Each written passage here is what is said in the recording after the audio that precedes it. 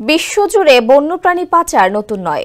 বিশালাকার গন্ডার থেকে শুরু করে দারুণ দারুণ সব আকর্ষণীয় পাখি পাচারের ঘটনা দেখা যায়।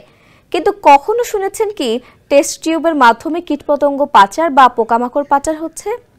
সম্প্রতি যুক্তরাজ্যে এমন একটি ঘটনা ঘটেছে যা পরিবেশের জন্য ভয়াবহ রূপ ধারণ করতে পারে বলে মনে করছেন অনেকেই।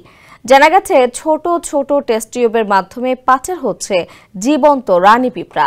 বিজ্ঞানীদের মতে এই চোরাচালানের পরিধি দ্রুত বাড়ছে এবং এটি পরিবেশের জন্য ভয়াবহ সংকেত বহন করছে। নিন মজাদার গোলমার্ক পপ, কুড়মুড়ে বাইটে ফুরফুরে লাইফ। পোকামাকড় পৃথিবীর জীববৈচিত্র্য রক্ষায় অত্যন্ত গুরুত্বপূর্ণ ভূমিকা রাখে।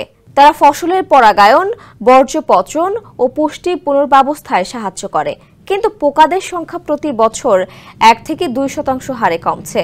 নিউ হ্যাম্পশায়ারের গোবরে পোকা ও পশ্চিম যুক্তরাষ্ট্রের প্রজাপতির সংখ্যা উল্লেখযোগ্যভাবে হ্রাস পেয়েছে।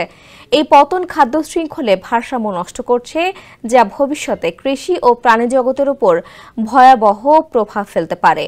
অন্যদিকে আইন শৃঙ্খলা রক্ষাকারী সংস্থাগুলো বড় প্রাণী পাচার রোধে ব্যস্ত থাকলেও পোকা পাচার প্রায় উপেক্ষিত। অনেক প্রজাতি CITES চুক্তির আওতায় নেই, ফলে পাচারকারীরা অনলাইন ও ডাকযোগে সহজেই এই ব্যবসা চালিয়ে যাচ্ছে। বিজ্ঞানীরা সতর্ক করে বলেছেন, পোকা পাচারকে তুচ্ছ মনে করা আসলে এক ব্যয়বহুল ভুল, যা আমাদের পুরো বাস্তুতন্ত্রকেই বিপদের মুখে ঠেলে দিচ্ছে।